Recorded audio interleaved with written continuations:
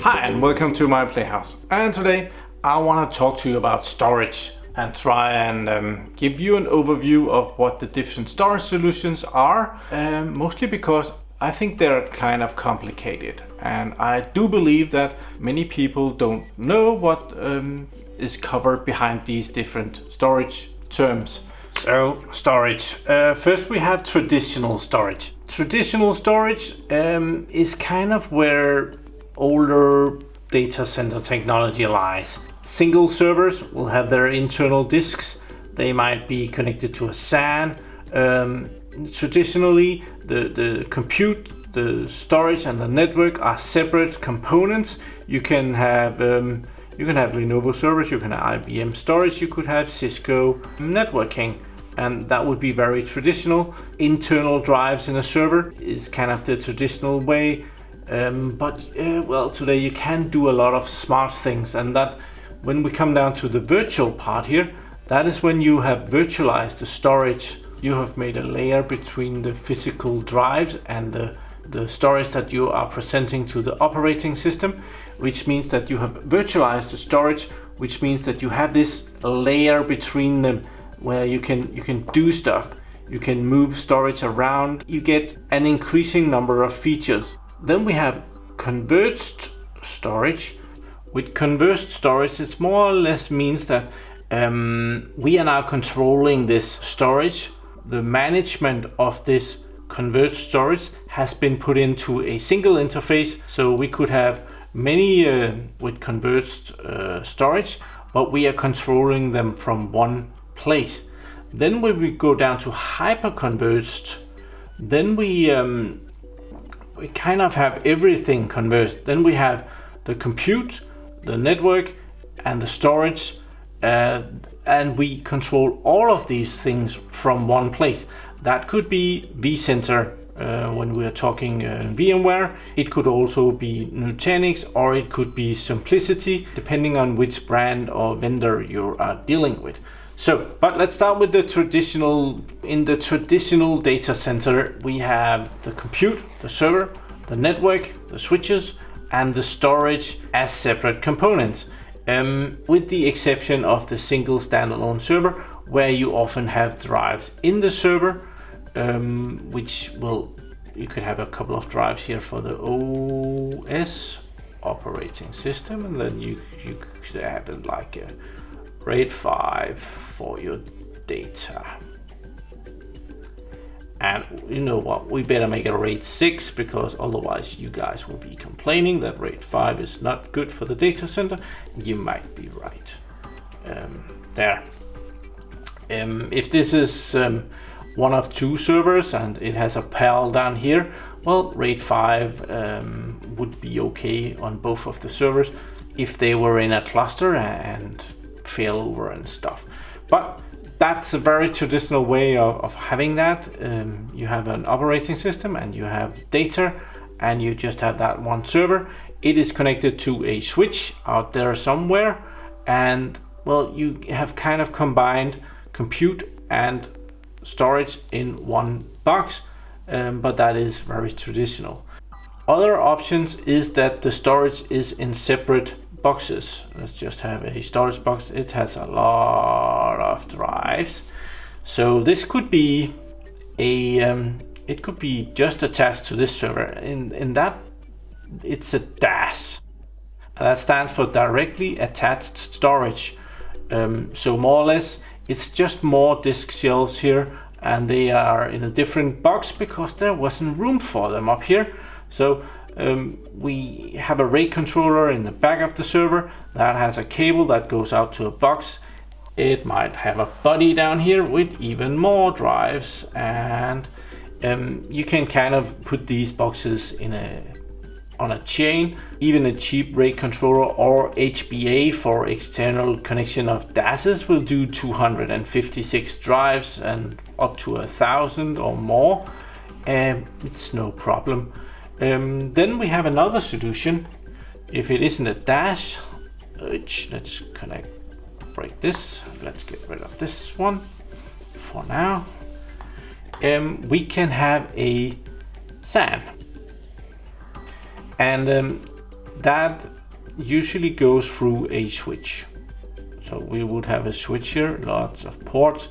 There are different ways of doing this, but the SAN is connected through networking or through fiber channel, which is also kind of networking. It's just a better SAN networking technology, but it could also be iSCSI or some of the options that are in between, like fiber channel over Ethernet.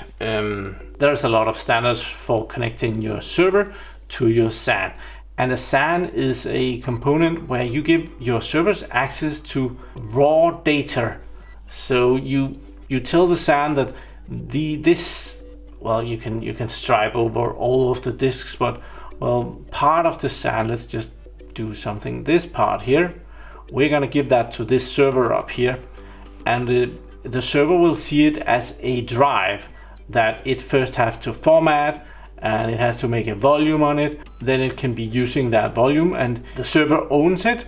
There are some SAN management tools where you can also do fancy stuff like mirroring and snapshotting and so on. In that case, the SAN needs a kind of a virtualization layer, so it has to be a newer SAN, but well, that has existed for many years. So another option is that this could be a NAS. Network attached storage, and a NAS is different from a SAN in the way that it doesn't present the server with raw data, it presents it with a volume. The server does not get to format this the area of data that it gets down here. It will just be able to transfer files down there. So it's file storage, where more of the operations will be happening on the NAS. The NAS has to be a bit smarter than a SAN because it is more or less a server. It's a file server. You can kind of just, you can map a drive up here and you can transfer data forth and back. It can work just as well as a SAN, but it will be presenting you storage on another level. I think that's enough about the traditional. Let's move on to the virtual. Virtual storage, it's a really fluffy word. It's virtually used about every virtual thing you can ever virtually imagine. It virtually means that we have some drives here, some hard drives. Let's just this is spinning disk. It's not dull on nodes, but it could be. You let a RAID controller. This is a RAID card. It could also be an HBA. Instead of just having these drives sitting in a server and the server looking at the drives directly, well, you have this this card, or you have a HBA that presents the drives to a software solution in the operating system, kind of doing the same thing. But the RAID card or HBA or software, it will take these drives and it will put them in a pool of drives, this pool of drives, and it will do stuff on top of that. It has the raw data. It can do a lot of good things. It can make RAID 5, RAID 6. It can make virtual volumes on that drives. It can make many volumes. It can make one volume. It's a layer that you put in to give yourself more options to what you want to do with your drives. It also helps when something goes wrong. The software will help you. You can replace a drive and the software will manage that because it has replicated the data on multiple drives, so that even if you lose a drive, well, data is still good, and the RAID controller or the operating system will manage that for you. You can use snapshots. A snapshot is really just preventing the operating system to write to the data that is already written. If you want to change something, well, you write it in this extra file that I've made down here for you. And that is really easy if you're running on a virtual storage solution. Most storage solutions are virtual today. The RAID controllers that I've messed with in all my videos has had this virtualization layer. You have a RAID controller that has access to the drives, and on that you create virtual drives that you present to your operating system. So the operating system don't see that this drive is bad. It don't see that anything goes wrong. The RAID controller will tell the server or the management part of the server that this drive is bad and you can replace that, and the operating system never noticed. That's the virtualization layer. If you go into SANS and NAS, they all use virtualization. I think you have to go very way back. If I can't remember any that didn't. Then we have converged storage, and this it's very close to virtual storage, but converged storage you can have more storage boxes here. They could even be from different vendors, and they would all contain a lot of drives there, and they would talk with a single management interface. We could use vCenter again for VMware. It could also be another vendor, but it can see these storage boxes as separate. It might be able to make virtual drives across the boxes to make security and redundancy on top of that. But the important thing is that we are still talking about storage boxes, and they are only storage boxes, and they are making their storage available for some hosts down here that is also managed in VMware, but separately in VMware. So we kind of have a host here, and that has a lot of VMs. Are we in view? We are in view. A lot of virtual machines on these hosts. So this virtual machine has access to storage up here on a storage box that is converged. Okay, so when we get into hyper-converged, we now put the storage and the servers in the same box again. So we will have our servers here. We'll have some CPUs, some good beefy ones if we are lucky. We'll have a lot of RAM, and we will have some storage. Normally you need some SSD storage and you need some spinning disks. Well, you can use all SSD, but well, it makes no sense. We have the storage in the server, but because the storage is virtualized on all of the servers here, it's kind of put into a pool, and then we can make our safety and security and rate and volumes and stuff on top of that, and that is presented to a central management solution. Let's just say vCenter again. There is also Nutanix. Everybody and his best friend's dog is doing this today, but it means that instead of having both server and storage in separate units, we are actively utilizing these slots that the servers has. Well, let's just see here. Where I work, I think we have about 50 hosts for VMware. Normal, we have a server. It's a 2U server like that. That's the height of it. It means 2 units. A rack cabinet. The normal thing is that there is 42 U's available. So in each rack you can put in 21 servers if they're 2U. And the server, well, it's rather long. The back here, it can be almost a meter. Almost a meter long. They're not normally that long. They are about 75 centimeters. Never mind. But in here we have those 2 beefy CPUs that we paid a lot of good money for, and we have a whole lot of RAM. And in the traditional way, we have a cable over here, and we have our SAN there, and we have empty spots here in front. We have an on-off button right there. Might be a CD-ROM drive, not used anymore. But we have just on the front, it's normal to have 24 empty slots for hard drives. And if we have this SAN over here, it's built kind of the same way. It might even look the same. It's a box like this, and it has 24 slots for in the front. It might have some on the back as well. Kind of takes up the double amount of space. So what we do here is we fill this up with drives. 24 drives we put in here. That's 2.5 inch drives.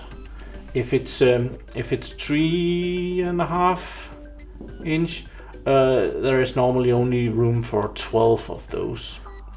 But here there is 24. we are utilizing that space in front of the server slash host. It becomes a host, and we are doing that on all of them. And if this is like in our environment where we have 50 of these, well, we have 50 times 24, which becomes a lot of storage that you can put in this now hyper-converged storage solution, where you're combining the compute power with the storage, and therefore it's hyper-converged. So when you move to a hyper-converged solution, well, it also adds a little bit of complexity. It removes some and it adds some. You don't have to mess with also having a storage system. You have these hosts, and that's what you need to worry about. But it happens that a host suddenly stops responding. It might have died for some reason, and when your storage is on that host, you want to make sure that, well, all the storage isn't gone. So we have 3 hosts here. It would be really bad if only one of these hosts had to crash to lose the whole thing. So we are kind of doing the same thing as we do on hard drives. These are hard drives, if you can't see that. We have 4 hard drives and they're in a RAID 5. So if we take one out, the RAID 5 ensures that the data is still available for whoever needs it out here. And we do the same thing with hyper-converged storage, and the security needs to be higher than with normal drives over here. We need to have security on each individual host here, so we can lose a drive or 2, probably 2, depending on what security level you're running. So we want to make sure that, well, drive failure in the individual host will not affect our well, we will have a lot of VMs down here outside of you. Brilliant, Morten. Even if we lose this host, we want to make sure that our 2 remaining hosts also has a copy of the data that was on this host until we get it fixed. At that point, it will come up again, and it will tell the 2 other hosts, hey guys, I'm back. And they also, holy fuck, you are way behind. We have to synchronize your data. Just like if we lose a drive over here. If we just pop out a drive here and put it back in ever so slightly later, these guys will say, hey dude, you've been way too long away. We are not sure that you have all our data. Let's share. And they will be sharing for a lot of time. The same thing will happen here. If one host goes down, for let's say that the network card, somebody popped out the connection for the network card, and yeah, it took an hour before anyone noticed that it was gone. So went back to the data center, popped in the network card. The buddies over here will say, hey, you've been away. You have to be verified. We have to check your data and copy stuff over that has happened since you've been away. So they will do that. That is hyper-converged storage. You save the room for your NAS or your SAN in your data center. You utilize the space in front of your hosts. It's pretty cool, but it does also add the complexity. What storage solution do you use in your data center? I must admit myself, we are still more or less on the traditional, but it has the virtualization layer, and some of the newer stuff is converged. We haven't yet joined in on the hyper-converged part, mostly because of the complexity and the way that people work in the company where I am. Like, we have a storage group and we have a virtualization group, and who then owns the data? That would just fall down between 2 chairs. We're still very much looking at this solution, and at some point we will jump on the wagon. I hope this made any sense whatsoever. I get myself even more confused when I try to explain it, but I'm sure that editing Morten will figure this out. So yeah, please remember that I won't be posting any videos in August, which is coming up in very shortly. So I'm taking the first YouTube break in 5 years. So that's just for my most regular viewers, so that you know that that's why I am missing. And as I have posted on Patreon and on Facebook, and I do also believe Twitter, I'm going to Linus Tech Tips LTX 19 this week. Tomorrow, you're watching this Tuesday, so Wednesday I'm going to Canada. So yeah, Thank you very much for watching my videos. Do subscribe to my channel so that you can see me again, and have a really nice day. Bye bye.